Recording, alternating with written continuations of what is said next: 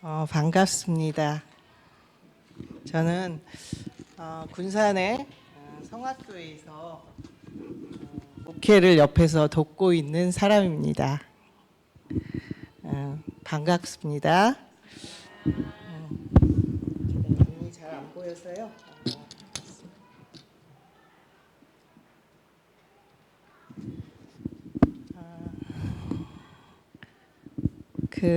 어쨌든 만나 뵙게 돼서 반갑고요.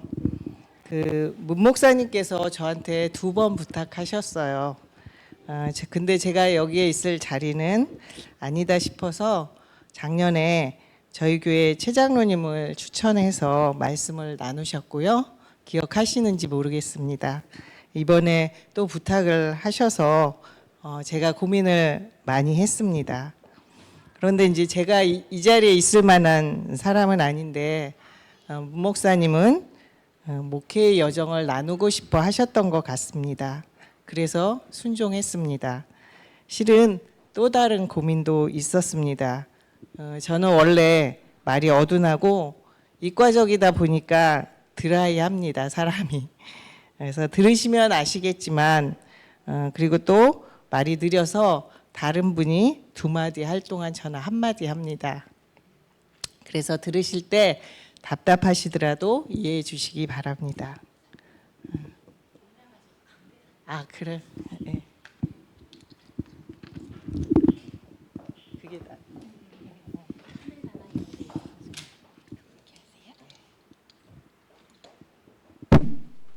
그래서 오늘 주제를 마태복음 11장 28절에서 이제 30절 말씀 중에 30절 말씀, 내 멍에는 쉽고 내 짐은 가벼움이라 라는 주제를 잡았습니다. 그런데 제가 부제목으로 쓰고 싶은 것이 있습니다. 그것은 철조망을 거둔 교회입니다. 저희는 1999년 성악교회에 내려왔습니다. 그리고 28년째 성악교에서 살고 있습니다. 서울에 있는 한신교에서 부목사로 있었고 그리고 유학을 계획하고 있었습니다.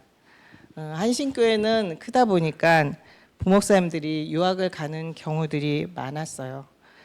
그래서 저희도 그런 계획을 가지고 있었습니다. 그런데 갑자기 성악교에서 연락이 왔습니다. 목사님을 만나고 싶다고요. 성악교회는 알지도 못하는데 무슨 일인가 했지요. 서울에 오셔서 목사님을 만나고 돌아가셔서 담임 목사로 청빙하고 싶다고 연락이 왔습니다. 실은 처음에는 거절했습니다. 왜냐하면 저희가 계획을 했던 것도 아니고 시간이 지나면서 굉장히 복잡하게 되었습니다. 원래는 장로님이 저희를 추천했는데 후보 목사님들 중에서 임시 당회장 목사님이 추천한 분을 모시려고 하니까 성도님들과 의견이 달라서 문제가 생겼습니다. 그래서 목사님은 교회가 평온해야 하니까 저희 말고 좋은 목사님을 모셔서 신앙생활을 하면 좋겠다고 하고 저희는 빠졌습니다.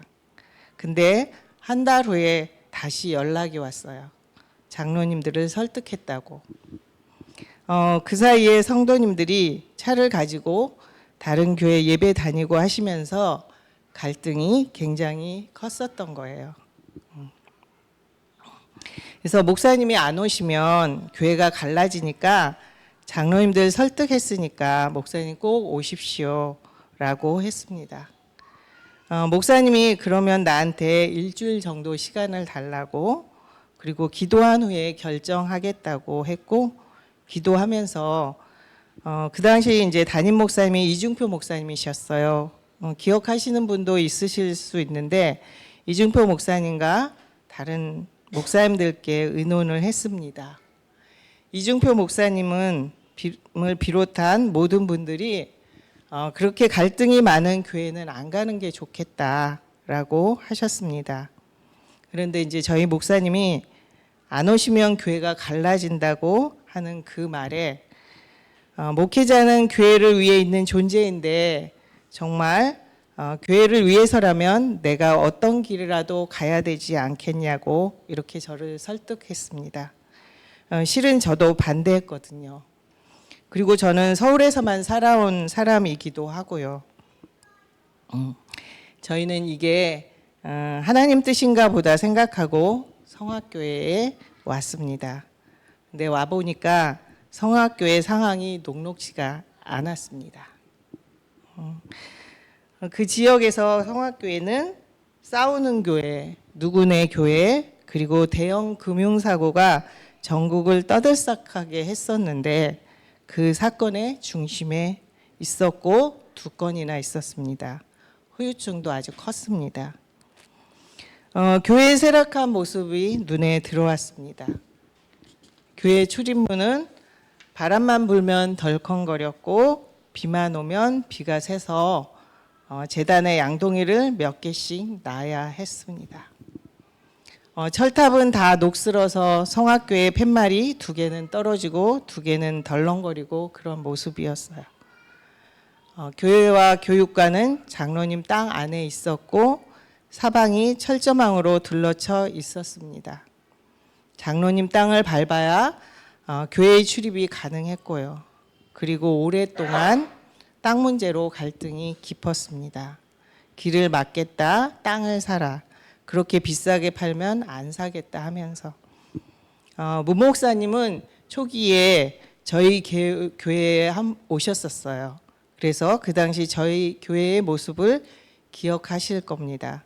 문 목사님과의 인연은 어떻게 보면 저희 목회의 그 연수와 비슷합니다. 거의 28년입니다. 그 사이에 성도님들은 많이 떠났고 저희가 오길 기다렸다가 떠나겠다고 한 성도들도 있었습니다. 군산에 오셔보셨죠? 바람이 굉장히 셉니다. 그리고 많아요. 바닷가이기 때문에 그렇죠. 네, 에밀리 브론테의 폭풍의 언덕에 그 바람이 생각났어요. 폭풍의 언덕의 바람보다 실은 더 셌습니다. 제가 느끼기에는. 목사님은 목회자니까 그렇긴 한데 저는 이제 목회가 뭔지 모르고 내려온 상황에서 어려웠습니다. 그리고 저희가 성악교회가 실은 담임 목사로는 첫 목회지입니다. 저는 영적인 꿈을 꾸는 사람은 아닙니다. 그런데 어느 날 3일 동안 꿈을 연속으로 꾸었는데 하나님께서 주신 꿈이었습니다. 마지막의 꿈은 오늘의 말씀과 연결됩니다. 이 말씀을 드려야 될까 생각했습니다. 그냥 넘어가겠습니다. 그리고 2번째, 성악교회에서 시작은 시험의 연속이었습니다. 그러나 그 시험을 이기면서 교회는 치료되고 안정되어 갔습니다. 첫 번째 시험은 화장실을 짓는 문제였어요. 집사님 밭과 교회 옆 사이가 철조망이 쳐져 있는데 그 사이에 길이 나게 되었습니다. 교회 입장에서 길이 나는 건 굉장히 좋은 일인데 여기에 화장실이 있었습니다. 화장실이 그 당시에 퍼세식이에요. 여기는 퍼세식을 모르시는 분도 계실 거예요. 근데 나이 드신 분들은 아시죠. 화장실이 그 당시에 퍼세식이었는데 그대로 옮겨 짓자고 하시고 목사님은 편안한 화장실을 지어야 한다고 했습니다. 화장실은 교인들이 편하게 이용할 수 있는 것으로 의견 조율이 되었는데 짓는 과정에서 시험이 와서 중간에 중단되는 일도 있었습니다. 화장실 하나 짓는데도 시험이 왔어요. 어떻게 보면 분열의 모습들이 우리 안에 있어서 작은 일에도 튀어나왔습니다. 그 다음엔 더 큰 시험이 왔습니다. 교회 본과차를 운전하고 봉사하던 청년이 있었는데 교인들을 예배 끝나고 모셔다 드리다가 후진해서 마을 어른 사망사고를 냈습니다. 교회에서는 본인 책임이니까 본인이 책임지게 해야 된다. 목사님은 개인이 그렇다 하더라도 어려울 땐 교회가 서로 협력해야 되는데 더구나 봉사하다가 사망사고가 났기 때문에 교회에서 책임을 져야 된다. 의견이 갈렸습니다. 그러나 교회가 나서서 해결하기로 하고 이 문제를 해결하기 위해 헌금을 했습니다. 저희도 이제 가져온 소나타를 팔았고 감사하게도 헌금이 그 문제를 해결하고도 남아서 사고난 봉고차는 폐차하고 대출을 켜서 차를 샀습니다. 지금 그 청년의 가족들이 저희 교회의 든든한 동역자가 되었습니다. 그리고 교회 중직자를 세울 때도 시험에 들지요. 저희도 그 시험을 넘어갈 수 없었습니다.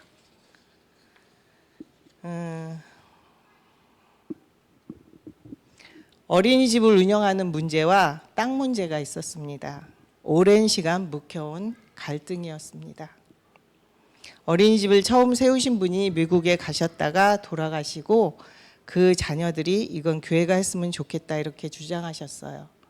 잠시 어린이집을 맡아 하시던 장로님과 갈등이 있었습니다. 그리고 교회에는 땅을 사라고 하셨어요. 앞에서도 언급했지만 교회 옆으로 길이 났으니 교육관과 교회 사이에 어린이집이 있었고 장로님 땅을 지나야 교육관과 교회를 지나다닐 수 있었습니다.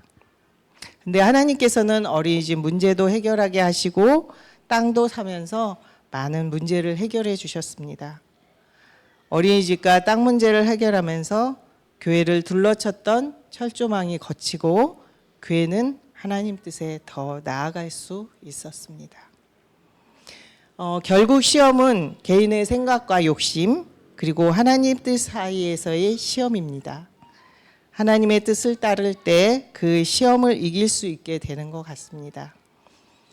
시험을 이기면 지경을 넓혀 주시는 건 확실합니다. 앞에서 교회의 모습에 대해서 말씀드렸지요. 믿음의 사람들은 예배가 굉장히 중요합니다. 예배 드리는 곳의 환경도 중요합니다. 예배 드리는데 집중할 수 있도록 교회 수리부터 시작했습니다. 철탑도 내려서 교인들과 함께 철탑을 수리했고 목사님이 지붕에 올라가서 비가 어디서 새는지 살펴서 비가 새지 않도록 하는 등 교회의 겉모습을 조금씩 정비했습니다. 실은 비가 새고 철탑의 낡은 모습 이런 것들은 교인들의 영적인 상태입니다. 교인들의 영적인 모습이 교회에 그대로 나타나는 것이기 때문입니다. 그리고 전도하고 나눔과 선교를 통해서 지경을 넓혀갔습니다. 선교사들이 교회를 세우면 교회만 세우지 않죠. 병원도 세우고 학교도 세우지 않습니까? 교회가 지역의 가난한 분들을 위한 반찬 나누기도 시작했고 지역 사회와 교회를 연결하기 위해서 문화 콘텐츠를 만들어서 가교 역할을 했습니다. 다양한 동아리 활동 그리고 저희 지역 분들이 운동을 굉장히 잘하시고 좋아하세요. 그리고 여자분들도 잘하십니다. 그래서 여자 축구단도 운영했고요. 교회 주관으로 지역민들하고 함께 군산 시민의 날에 참가해서 우승도 몇 번 했습니다. 그리고 지금은 저희가 지역 아동센터를 운영하는데 그 모태가 공부방입니다. 여기 들어오다 보니까 공부방이 하나 있더라고요. 그 지역 아동센터의 모태가 공부방입니다. 와서 보니까 시골이잖아요. 저희가 돌봄이 필요한 아이들이 많았어요. 깨어진 가정이나 맞벌이 가정, 도시의 가정에서 할머니, 할아버지한테 맡겨진 아이들, 그런 아이들이 방과 후에 갈 데가 없었어요. 그러니까 그냥 이렇게 돌아다녔습니다. 그래서 아이들을 위한 돌봄이 필요하다고 생각했습니다. 2002년 공부방을 만들었고 그때는 군산 시내 2곳이 운영되고 있었어요. 저희가 처음으로 면 단위 지역에 만들었습니다. 신앙 안에서 아이들의 꿈을 키워주는 게 중요하다고 생각했습니다. 공부방에 작은 도서관을 만들었고요.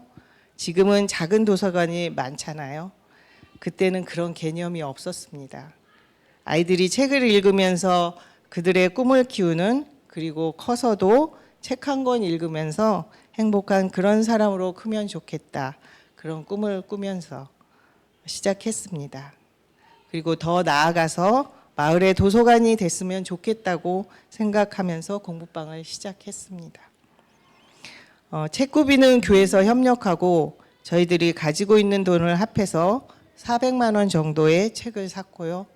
좋은 그림책과 동화책을 구비하고 아이들이 공부방에 오면 책 읽는 것부터 시작했습니다. 저희 아들 둘도 공부방에서 자랐습니다. 재정이 없어서 교사를 데려올 수 없으니까 저하고 교인들이 자원봉사하고 또 간식도 만들어주는 헌신을 통해서 공부방을 세워나갔습니다. 구의 지역 아동센터로 법제화되었고요. 지금은 자립한 상태입니다. 지금은 또 다시 새로 지은 건물에서 아이들이 돌봄을 받기에 최고의 환경에서 생활합니다. 목사님이 이런 일들을 하시면서 교인들에게 요람에서 무덤까지 행복한 교회가 됐으면 좋겠다고 꿈을 꾸었어요. 저희는 공부방 때문에 제가 사회복지 공부를 했지만 그래도 전문가가 오는 게 좋겠다고 생각했습니다. 그때는 사회복지사를 둘 형편이 못 됐습니다. 급여를 한 160만 원 정도 돼야 되는데 실은 목사님 사례비가 그 정도도 안 됐거든요. 그래서 방법을 찾은 게 제가 약사 면허증이 있습니다. 그래서 직장에 나가서 그걸로 사회복지사 급여를 주는 방법으로 당의 허락을 받았고 몇 년간 그렇게 운영했습니다. 그리고 저희 교회는 어린이집과 나은종합 사회복지관을 지원 운영하고 있습니다. 복지관이 군산의 가장 가난한 사람들이 사는 지역에 위치하고 있고요. 저희 교회에 맡아달라고 해서 지리적으로는 저희는 면단위 지역이고 거긴 시내예요. 지리적으로는 아무 상관이 없습니다. 그렇지만 하나님께서 가장 가난한 이들을 도우라고 하시는 것 같아서 3년 정도 기도하면서 교인들을 설득했습니다. 15년째 저희 교회가 복지관을 지원 운영하고 있고요. 저희가 매년 2천만 원 이상씩 지원하고 있습니다. 복지관은 전국에서 손꼽히는 복지관이에요. 그 정도로 직원들이 잘합니다. 저희가 기관을 지원 운영할 때 원칙이 있습니다. 하나님의 뜻에 따라 사람을 수단화하지 않는다는 것입니다. 사람이 목적입니다. 그리고 철저히 전문가가 운영하도록 합니다. 교회는 잘할 수 있도록 지원만 합니다. 사람을 도울 때도 그렇습니다. 저희는 모든 일을 할 때 다음 말씀이 근간입니다. 전도서 11장 1절 너는 내 떡을 물 위에 던져라. 여러 날 후에 도로 찾으리라. 누가복음 19장 31절 주가 쓰시겠다 하라. 그러면 교회는 내어놓는 겁니다. 그리고 교회 건축을 했습니다. 교회 건축은 젊은 성도들의 꿈이었습니다. 새 성전을 지어서 예배를 드리고 자녀들이 새 성전에서 자라는 것이었습니다. 그래서 그들은 먼저 건축 헌금을 시작했어요. 구 교회에 리모델링을 한 지 몇 년 지나지 않아서 물론 구 교회를 계속 하자는 의견도 있었지만 그 꿈을 위해서 그들은 기도하고 건축 헌금을 하기 시작했습니다. 그래서 지금은 새 성전에서 예배 드리고 있습니다. 재가복지센터 건축과 부속 건물도 2년 전에 지었는데 교인들과 지역의 어른들이 마지막까지 지역에서 건강한 삶을 살 수 있도록 하기 위함입니다. 왜냐하면 어르신들은 내가 살던 곳에서 계속 살고 싶어 하시기 때문이고요. 제가 처음에 철조망을 거둔 교회라고 부제를 붙였습니다. 철조망에 갇혔던 교회가 눈에 보이는 철조망이 거쳐졌고 교회와 교회 주변이 달라졌습니다. 교회가 지역의 천덕꾸러기에서 중심으로 변했습니다. 성도 안에 있던 철조망도 거쳤습니다.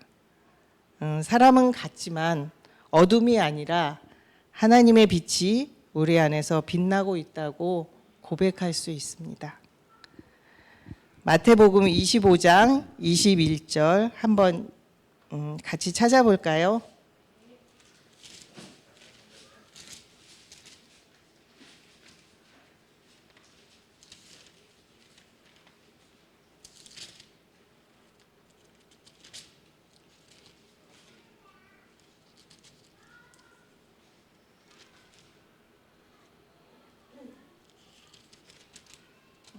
함께 읽겠습니다.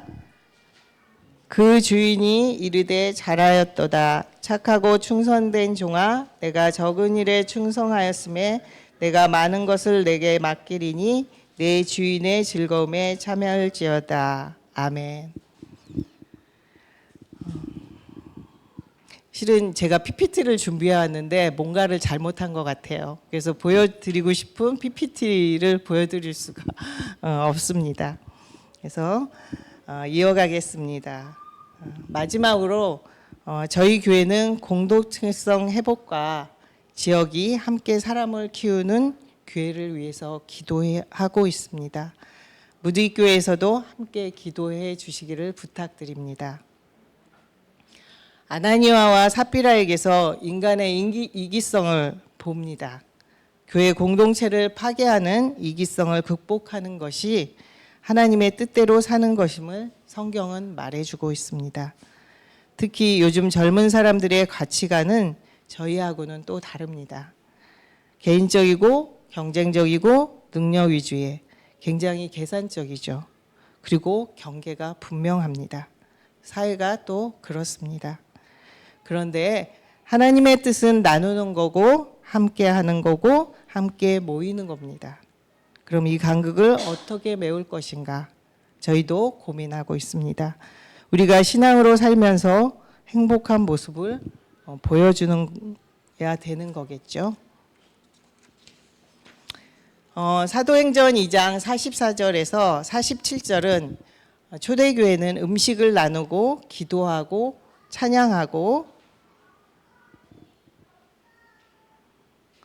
재산을 팔아 서로 필요한 것을 통용했다고 했습니다. 초대교회는 밥 먹는 것에서부터 시작되었다고 할 수 있습니다. 저희는 밥상 공동체를 굉장히 중요하게 생각합니다. 저희 오기 전에는 봉사자들만 밥을 먹었어요. 그런데 저희 목사님이 예배드리고 애찬을 해야 온전히 예배드리는 거라고 해서 매주 150명에서 80명 정도 예배 후에 함께 밥을 먹습니다. 밥 먹는 게 굉장히 즐겁습니다. 그리고 성경 공부반에서 11제 공동체를 시범 운영했습니다. 15과정 정도였는데 교회에서 11조 별도로 성경 공부반에 11조를 합니다. 10의 2조가 되는 거죠. 필요한 만큼 그 달에 신청합니다. 11조를 많이 하는데 안 가져가는 사람도 있고 조금 했지만 많이 가져가는 사람도 있습니다. 11조 공동체를 통해서 경제적으로 위험한 가정들이 그 위기를 잘 극복할 수 있었습니다. 그럼에도 불구하고 오병이어의 기적처럼 12강주리가 남는 기적을 보았습니다. 이 결과를 바탕으로 저희가 원래 사마리아 선거 헌금을 하고 그것을 선교를 위해서 썼는데 더 확장해서 어려운 교회, 이웃, 단체, 어려운 교인들을 돕고 있습니다. 그리고 사회에 나가는 청년과 대학 다니는 청년들을 위해서 청년 장학금도 한 학기에 50만 원씩 10명에서 15명 정도 장학금을 지급하고 있습니다. 저희 교회는 주일학교에서부터 젊은 세대와 어르신들까지 골고루 비교적 세대 교체가 잘 된 교회입니다. 앞으로도 지역과 함께 지속 가능한 교회를 위해서 기도하고 있습니다. 지역 인구가 줄면서 아이들도 없게 되죠. 그렇게 되면 학교, 어린이집, 지역아동센터, 교회도 마찬가지로 아이들이 없는 곳, 노인은 돌아가시고 지역이 소멸하게 됩니다. 지역의 어떤 기관도 이 문제를 고민하고 있지는 않습니다.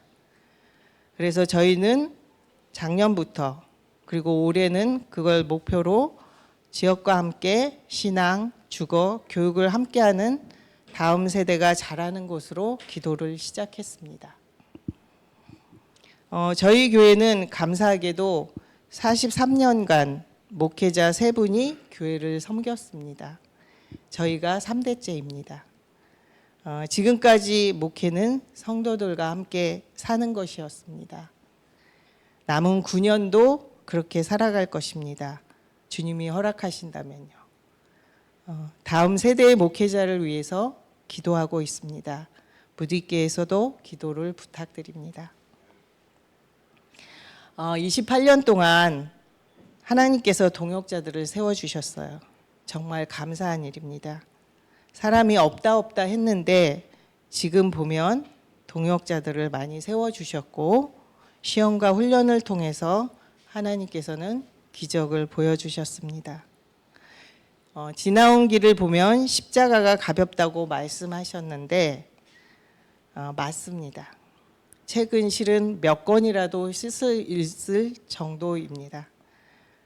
그리고 성악교에서 지금 행복하냐고 물으시면 예스, 그렇게 대답할 수 있습니다.